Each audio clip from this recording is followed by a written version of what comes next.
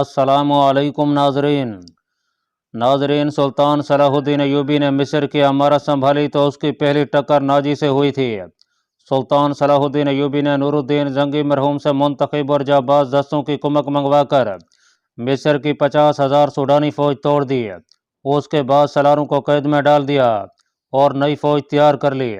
थोड़े ही अरसे बाद उसने यह हुक्म जारी किया कि सूडान की इस माजूल फौज के जो लोग हलफ वफादारी के साथ खलूस नीयत से मिस्री फौज में शामिल होना चाहें उन्हें भर्ती कर लिया जाए। सूडान के वो तमाम मुसलमान जो इस फौज में थे वापस आ गए। वो जान गए थे कि उन्हें गैर मुस्लिम साजिश का आलाकार बनाया गया था। सुल्तान अय्यूबी की फौज में शामिल होकर उन्होंने जब सलेबियों के खिलाफ 2-3 मार्के लड़े और सुल्तान अय्यूबी को उन्होंने करीब से देखा तो उनका ईमान ताज़ा हो गया। फौजी ट्रेनिंग के साथ साथ उन्हें दीन और ईमान और मिली वकार के वाज भी सुनाए जाते और उन्हें बताया जाता था कि उनका दुश्मन उनके मजहब का दुश्मन है, जिसकी नज़र में इस्लाम की बेटियों की कोई इज्जत और असमत नहीं। अब सुल्तान अय्यूबी की जो फौज अरब में लड़ रही थी उसमें खासी नफरी सूडानी मुसलमानों की थी। काहिरा की इंटेलिजेंस इस सूरत हाल से बेखबर थी कि सूडान की हुकूमत वहाँ के मुसलमानों को कई एक तरीक़ों से कायल करने की कोशिश कर रही है कि मिस्री फ़ौज में जाने की बजाय सूडान की फ़ौज में भर्ती हों। सूडानियों ने मुसलमानों पर तशद्दुद करके भी देख लिया था। इसके नतीजे में सूडान का एक आला फौजी अफसर खुफिया तरीके से कत्ल हो गया था। सूडान ने उस इलाके में बाकायदा फौज भेजी थी। मुसलमानों ने उसे पहाड़ियों और वादियों में बिखेर कर मार डाला या भगा दिया था। मुसलमानों को इलाके का फ़ायदा हासिल था। चट्टानें और पहाड़ियाँ उन्हें आड़ मुहैया करती और तहफ़्फ़ुज़ देती थीं। ये मुसलमान जंगजू भी थे। सुल्तान अय्यूबी ने उनके साथ अली बिन सुफियान के शोबे की वसासत से रब्ता कायम रखा हुआ था। मिस्री ताजरों के काफिलों के जरिए उन मुसलमानों को इतना असला दे दिया था जिससे वो साल भर के मुहासरे में लड़ सकते थे। उन्हें छोटी मंजनीकें और आतिशगीर मादा भी पहुंचा दिया गया था जो लोगों ने घरों में छुपा रखा था। सुल्तान अय्यूबी के मंसूबे में यह शामिल था कि जंगी कार्रवाई से या दीगर ज़राए से उस इलाके को मिस्र में शामिल करना है ताकि ये मुसलमान सही मैनों में आज़ाद हो जाएं। यह इलाका सरहद से आधे दिन की मुसाफत पर था। अली बिन सुफियान ने वहाँ अपने जासूस भेज रखे थे जो महज मुखबर नहीं थे, तजर्बाकार लड़ाके और छापा मार थे। ये मुसलमान अस्करी नोयत का ख़जाना और बड़ी करामत जंगी कुव्वत थे। हालांकि उनकी तादाद बमुश्किल 5,000 थी। उन्हें छोड़कर सूडान के पास हबशी रह जाते थे जिनके यहाँ कोई अस्करी तारीख और जंगी रिवायत नहीं थी। वो मुलाजमों की हैसियत से लड़ते थे। मैदान जंग में उनका रवैया ये होता था कि उनके दुश्मन के पाँव उखड़ने लगे तो शेर हो जाते थे और अगर दुश्मन का दबाव बढ़ जाए तो मोहतात होकर लड़ते और पीछे हटने लगते थे।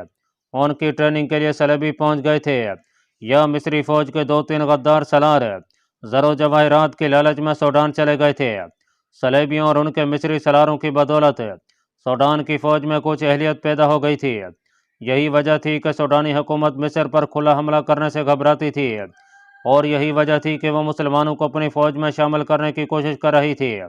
सलेबी मुशीर जानते थे कि 50,000 हबशियों की निस्बत 5,000 मुसलमान काफ़ी हैं।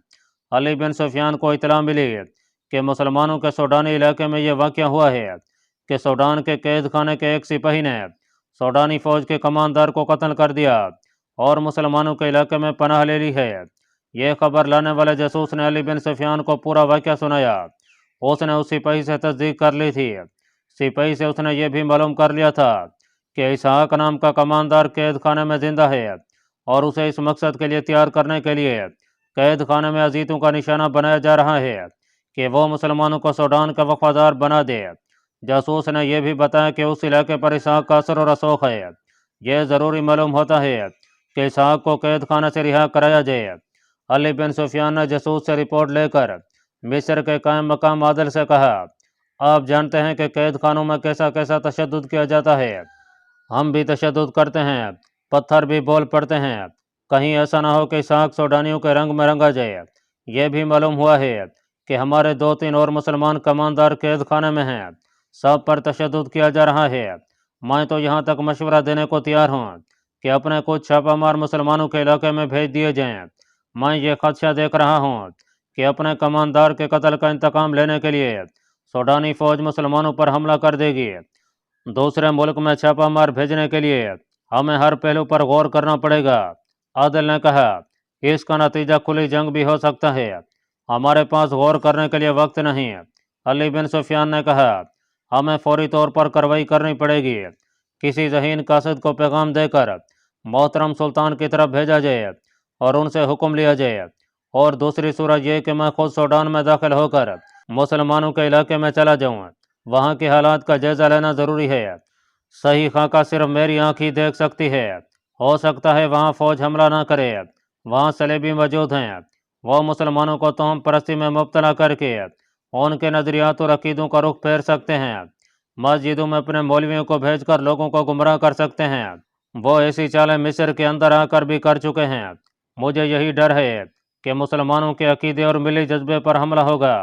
आप जानते हैं कि हमारी कौम में यह खामी है कि दुश्मन की जज्बाती और हिजानी बातों में जल्दी आ जाती है। दुश्मन देख चुका है कि मुसलमानों को मैदान जंग में मरना आसान नहीं है। अकीदों और नजरियों की मर कारही में दुश्मन ऐसे हथियार इस्तेमाल करता है कि मुसलमान ढेर हो जाते हैं। अगर आप इजाज़त दें तो मैं वहाँ चला जाऊँ और आप अभी एक कासिद सुल्तान मोहतरम की तरफ रवाना कर दें। आपकी गैर हाजिरी में आपकी जिम्मेदारियाँ कौन संभालेगा? गियास बलबीस अली बिन सुफियान ने जवाब दिया, उसके साथ मेरा एक मोमिन ज़ाहिदीन रहेगा। आपको मेरी गैर हाजिरी महसूस नहीं होगी, बहुत बुरी तरह महसूस होगी। आदिल ने कहा, आप दुश्मन के मुल्क में जा रहे हैं। अगर वापस ना आ सके तो मिस्र अंधा और बेरा हो जाएगा। मैं ना हुआ तो कौम मर नहीं जाएगी। अली बिन सुफियान ने मुस्कुरा कर कहा, अफराद कौमों की खातर मरते हैं तो कौमें जिंदा रहती हैं।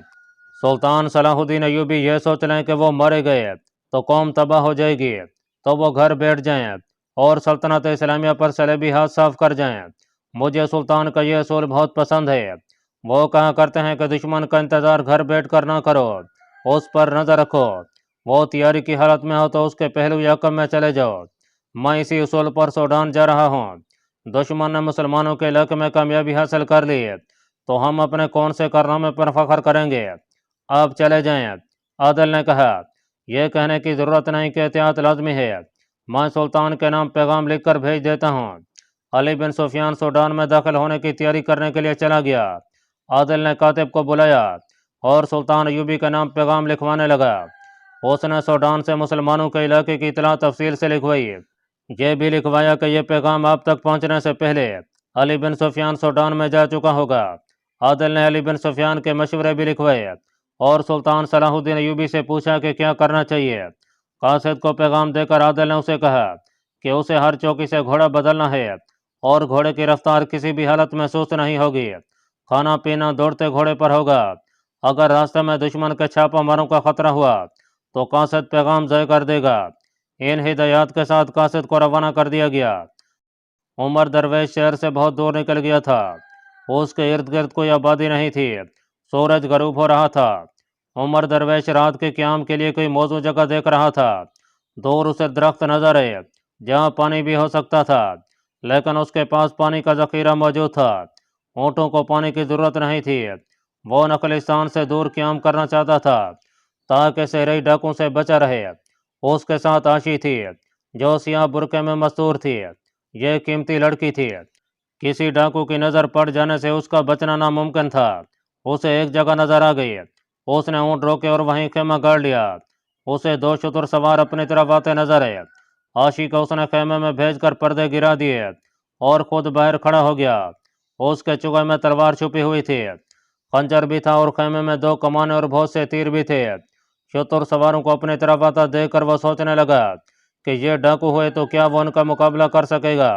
उसे यह इत्मीनान था कि आशी लड़ भी सकती है। तीर अंदाजी की उसे तरबियत हासिल थी। वो सलेबियों की तैयार की हुई तकरीबकार लड़की थी। शुतुर सवार रहे थे। उमर दरवेश ने मुंह उन्हीं की तरफ रखा और आशी से कहा कि कमान में तीर डालो। अगर ये डाकू निकले तो पर्दे के पीछे से तीर चला देना। शुतुर सवार खेमे के करीब आकर रुके। एक ने ऊँट की पीठ से ही पूछा कि तुम कौन हो, कहाँ जा रहे हो। उमर दरवेश ने हाथ आसमान की तरफ करके झूमती हुई आवाज़ में कहा, मुझे भी मालूम नहीं, जहन से निकल गया है कि मैं कौन हूँ, मैं कहाँ जा रहा हूँ। मेरे सीने में जो रोशनी उतर रही है वो बता सकती है। इसमें मेरे इरादों का कोई दखल नहीं है। मैं आगे जा रहा था, सुबह को शायद पीछे चल पड़ूँ। दोनों ऊँटों से उतरे। एक ने कहा कि हम दोनों मुसलमान हैं, क्या आप हम गुनहगारों को सीधा रास्ता दिखा सकते हैं? मैं भी मुसलमान हूँ। उमर दरवेश ने वजद की सी कैफियत में कहा, तुम भी मुसलमान हो, मुझे तुम्हारी तबाही नजर आ रही है। मैं भी तुम्हारी तरह पूछता फिरता था कि सीधा रास्ता कौन सा है, किसी को मालूम नहीं था। खून में डूबी हुई लाशों में मुझे सब्ज रंग का एक चुगा और उसमें सफ़ेद दाढ़ी वाला एक इंसान खड़ा नजर आया। उसने मुझे लाशों से उठाया और सीधा रास्ता दिखाया, फिर वो लाशों के खून में गायब हो गया। तुम पहाड़ियों में रहते हो तो शहरों में चले जाओ, मिस्र का नाम दिल से उतार दो, वो फिरौनों का मुल्क है। वहाँ जो बादशाह आता है उसे मिस्र की मिट्टी और वहाँ की हवा फिरौन बना देती है। अब तो वहाँ का बादशाह सलाहुद्दीन अयूबी है। एक शुतर सवार ने कहा, वो पक्का मुसलमान है, उसका नाम मुसलमानों जैसा है। उमर दरवेश ने ऐसे लहजे में कहा जैसे ख्वाब में बोल रहा हो, वही तुम्हारी तबाही ला रहा है। तुम जिस मिट्टी से पैदा हुए उसकी इज्जत पर खून बहो। तुम सूडान के बेटे हो, मगर सूडान का बादशाह काफिर है। शुतर सवार ने कहा, वो मुसलमान हो जाएगा। उमर दरवेश ने कहा, वो मुसलमानों की राह देख रहा है। तुम सब जाओ, तलवारें, बर्छियां, तीरों, कमान लेकर जाओ, ऊँटों और घोड़ों पर सवार होकर जाओ। उसे बताओ कि तुम उसके मुहाफिज हो, तुम सूडान के मुहाफिज हो। उसने बुलंद आवाज से कहा, जाओ, उठो, यहाँ से चले जाओ। दोनों ऊँटों पर सवार हुए और चले गए। कुछ दूर जाकर एक सवार ने दूसरे से कहा, धोखा नहीं देगा, मेरा भी यही ख्याल है। दूसरे ने कहा, पक्का मालूम होता है, सबक नहीं भूला, वापस चलते हैं। दूसरे ने कहा, बताएंगे कि सब ठीक है, लड़की शायद खेमे में होगी। आदमी होशियार मालूम होता है, उसने लड़की को छुपा दिया था। उसने कहा, मेरा ख्याल है कि उन्हें किसी की हिफाजत की जरूरत नहीं होनी चाहिए। दूसरे ने कहा, सिपाही है, उसके पास हथियार भी हैं, तीरों कमान भी है, लड़की भी होशियार है। ये दोनों सूडानी जासूस थे जिन्हें यह मालूम करने के लिए उमर दरवेश के पीछे भेजा गया था कि यह काम सकीम के मुताबिक कर रहा है या नहीं। उमर दरवेश ने बड़ी अच्छी अदाकारी की थी, जिससे ये दोनों मुतमईन होकर चले गए। ये डाकू नहीं थे। उमर दरवेश ने खेमे में जाकर आशी से कहा, चले गए हैं, ये डाकुओं से ज्यादा खतरनाक थे। आशी ने कहा, तुमने इन्हें बड़े अच्छे तरीके से टाला है। फिर बोली, जिन्होंने तुम्हें इधर भेजा है उनके जासूस थे। आशी ने कहा, ये तुम्हें देखने आए थे कि तुम उन्हें धोखा तो नहीं दे रहे, तुम इन्हें जानती हो, मैं इन्हीं के दरख्त की एक टहनी हूँ। आशी ने कहा, रात वो खेमे में गहरी नींद सोए थे। आशी की आंख खुल गई, बाहर भेड़िए गुर्रा रहे थे, ऊँट डर कर उठ खड़े हुए और अजीब तरीके से बोलने लगे। आशी ने उमर दरवेश को जगाया और उसे बताया कि वह खौफ के मारे मर रही है। उमर दरवेश ने बाहर की आवाज़ सुनी तो आशी से कहा, ये भेड़िए हैं, करीब नहीं आएंगे। ऊँट उठ खड़े हुए हैं तो कोई डर नहीं, भेड़िए उनसे डर कर भाग जाएंगे। आशी ने हाथों से उमर दरवेश का चेहरा टटोल कर दोनों हाथों में थाम लिया और कहा कि तुमने एक रात मुझसे पूछा था कि तुम्हारा माँ बाप कौन है और वो कहाँ है। यही सवाल तुम्हारे दूसरे साथी ने, जो तुमसे पहले उस कमरे में आया था, मुझसे पूछा था। मुझे उनके मुतालिक कुछ भी मालूम नहीं था, मगर यह सवाल मुझे परेशान करता रहा और बहुत ही पुरानी यादें बेदार करता रहा। मुझे कुछ याद आता था, लेकिन जहन के अंधेरे में गुम हो जाता था। आज याद आ गया है। हाँ, वो मेरा बाप था, ऐसा ही रेगिस्तान था, मालूम नहीं रात थी या दिन था।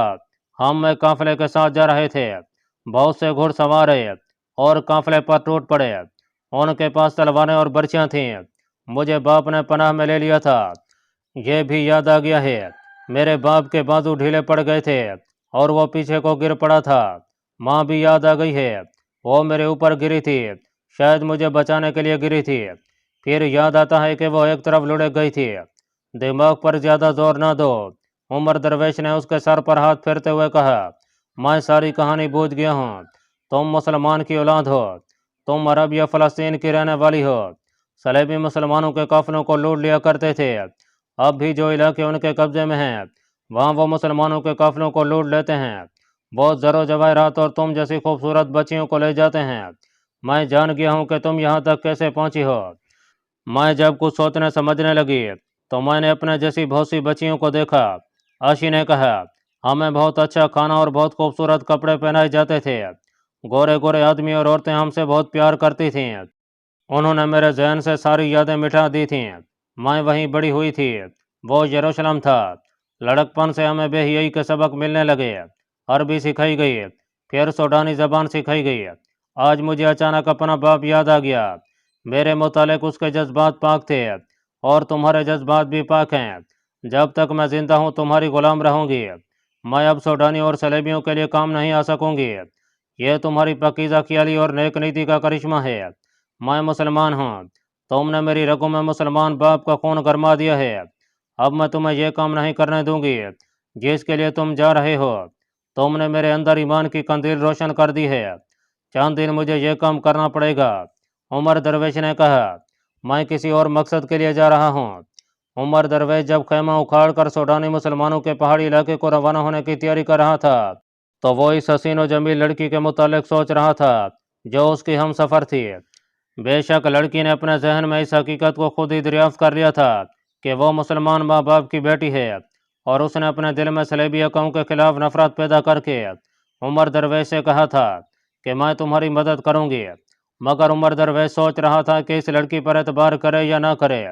लड़की ने उमर दरवेश से पूछा, मुझे शक है कि तुम मुझे अभी तक अपना दुश्मन समझ रहे हो। औरत के जाल में उलझकर मुसलमान कौम ने बहुत नुकसान उठाया है। उमर दरवेश ने जवाब दिया, मैं अभी तुम्हारा ये शक रफा नहीं कर सकता कि तुम्हें अपना दुश्मन समझता हूँ। तुम्हें साबित करना है कि तुम काबिल एतमाद हो। मैं तुम्हें एक बार फिर कहती हूँ कि तुमने मेरे सीने में ईमान की शम्मा रोशन कर दी है। आशी ने कहा, और मैं तुम्हें यह भी बता दूँ कि तुम अगर इस मुहिम में जिस पर तुम्हें सूडानियों ने भेजा है सूडानियों को धोखा देना चाहोगे तो मैं तुम्हारा साथ दूंगी। मेरी जान भी चली जाए तो पीछे नहीं हटूंगी। ये मैंने ही तुम्हें बताया था कि ये जो दो आदमी तुम्हारे मुरीद बन गए हैं दरअसल सूडानियों के जासूस हैं। मुझे सोचने दो आशी। उमर दरवेश ने कहा, मैं जान गया हूँ कि मेरे इर्द गिर्द जासूसों का जाल बिछा हुआ है। मैं तुम्हें भी उसी जाल का एक हिस्सा समझता हूँ। तुम उसी तरह करना जिस तरह तुम्हें बताया गया है। मैं भी उसी सबक और हिदायत पर अमल करूँगा जो मुझे दी गई है। मैंने तुम्हें कहा था कि मैं किसी और मकसद के लिए जा रहा हूँ मगर मैं इस मुहिम से इनहराफ भी नहीं कर सकता। मैं इनहराफ का नतीजा जानता हूँ क्या होगा। 2-3 तीरों के रुख हर लम्हा मेरी तरफ रहते हैं। मैं उन्हें उस वक्त देख सकूंगा जब ये मेरे सीने में उतर जाएंगे। मैं हर हाल में तुम्हारा साथ दूंगी। आशी ने कहा, मैं साबित करूंगी कि मेरी रगों में मुसलमान बाप का खून है। वह ऊँटों पर सवार मुसलमानों के इलाके की तरफ जा रहे थे। तीसरे ऊँट पर उनका खैमा और दीगर सामान लदा हुआ था। दूर एक घुड़सवार उसी सिमत जा रहा था जिधर ये दोनों जा रहे थे। उमर दरवेश ने उस सवार को कई बार देखा था। वो सोच रहा था कि यह सूडानियों के उन जासूसों में से होगा जो उसके साथ साई की तरह लगे हुए हैं। यह शक उसे परेशान कर रहा था कि यह सहरी राजनों का कोई आदमी हुआ तो वह क्या करेगा। आशी, उस सवार को देख रही हो जो उफक पर जा रहा है? बहुत देर से देख रही हूँ। हमारे पास हथियार हैं। आशी ने दिलेराना जवाब दिया। रात को सोते वक्त हम पर आ पड़े तो मैं कुछ नहीं कह सकती। दिन के वक्त हम उनका मुकाबला करेंगे। सहरा के इन खतरों में वो चलते गए। सूरज ऊपर आकर मगरब की तरफ नीचे जाता रहा और उन्हें पहाड़ियाँ नजर आने लगीं। बुलंद पहाड़ियाँ तो दूर थीं। यह इलाका जहाँ से शुरू होता था वो जगह दूर नहीं थी। ऊँट चलते गए और वो इलाका आ गया जहाँ उमर दरवेश को अपने मुहिम का आगाज करना था। मुसलमानों का पहला गांव थोड़ी ही दूर था। उमर दरवेश खुद भी उसी इलाके का रहने वाला था। घोड़सवार जो दूर दूर जा रहा था रुख बदल कर इधर आ गया और उनसे आन मिला। तुम्हारा क्या इस जगह होगा? घोड़सवार ने उमर दरवेश से कहा, तुम मुझे नहीं जानते, मैं तुम्हें जानता हूँ। उसे देखकर आशी ने चेहरे से नकाब उठा दिया था और वह मुस्करा रही थी। सवार ने उससे पूछा कि सफ़र अच्छा गुजरा? बहुत अच्छा, आशी ने जवाब दिया। तुम दोनों घबराना नहीं, सवार ने कहा। तुम्हारे सफ़र के दौरान तुम्हारी हिफाजत का ऐसा इंतज़ाम साथ साथ जा रहा है जिसे तुम दोनों देख नहीं सके, वरना इतनी खूबसूरत लड़की यहाँ तक ना पहुँच सकती। तुम कौन हो? उमर दरवेश ने उससे पूछा। सूडानी मुसलमान, सवार ने जवाब दिया। उसने कहा, अब ये ना सोचो कि तुम कौन हो और मैं कौन हूँ। तुम भी मेरी तरह इसी इलाके के मुसलमान हो। तुम अच्छी तरह जानते हो कि यहाँ ज़रा सी भी गलती हो गई तो यहाँ के मुसलमान हमारी बोटियाँ उड़ा देंगे। सवार ने आगे होकर नाजदारी से कहा, और ये भी याद रखना कि तुमने अपने काम में कोई गड़बड़ की तो बगैर इतला कत्ल हो जाओगे। तुम्हें अच्छी तरह मालूम है कि तुम्हें यहाँ क्या करना है। आज रात तुम आराम करोगे, कल तुम्हारे पास यहाँ के लोग आने लगेंगे। आशी को मालूम है कि उसे क्या करना है। उमर दरवेश को सब कुछ मालूम था। उसे इस इलाके के मुसलमानों को गुमराह करना था। सुल्तान अयूबी के खिलाफ नफरत फैलानी थी और मुसलमानों को सूडान का वफादार बनाकर उन्हें उस सूडानी फौज में भर्ती होने के लिए तैयार करना था जिसे मिस्र पर हमला और कब्जा करने के लिए तैयार किया जा रहा था। सुल्तान अयूबी मिस्र से गैर हाजिर था। सलेबियों का यह मंसूबा था कि सूडानी फौज को तैयार करके मिस्र पर हमला किया जाए, मगर सूडानी फौजों के जंगजू कबीले सूडान के बाशिंदे होने के बावजूद सलाहुद्दीन अयूबी के मोतअकीद और मुरीद थे। उमर दरवेश उनके अकीदों को तहस नहस करने आया था। सूरज गरूब हो गया था जब उमर दरवेश ने उस सवार की मदद से खेमा गाड़ लिया। सवार ने जाने से पहले कहा, कल शायद मुझे तुम्हारे साथ अलग बात करने का मौका ना मिले, लोग सुबह सवेरे यहाँ आ जाएंगे। उसने एक पहाड़ी की तरफ इशारा करके कहा, शाम को धुंधलाहट में भी वो ऊपर तुम्हें छाते की तरह दरख्त नजर आता होगा, उसे याद रखना। कल रात तुम्हें उधर मशल का इशारा करना है। कल जो कपड़ा तुम्हें इस्तेमाल करना है उसे सुबह तैयार कर लेना। मैं जा रहा हूँ, अब जरा जरा सी हरकत में भी एहतियात करना। वो लड़की को इशारे से बाहर ले गया और उसे कहा कि तुम्हें ज्यादा एहतियात की जरूरत है। हम तुम्हारी हिफाजत के लिए मौजूद हैं, लेकिन तुम्हें अपनी हिफाजत खुद ज्यादा करनी होगी। इस आदमी को अपने कब्जे में रखना, उसने कहा, और घोड़े पर सवार होकर शाम के गहरे होते अंधेरे में गायब हो गया। अल्लाह पाक कमी बेशी माफ फरमाए। अल्लाह आपका हामी और नासिर हो। आमीन।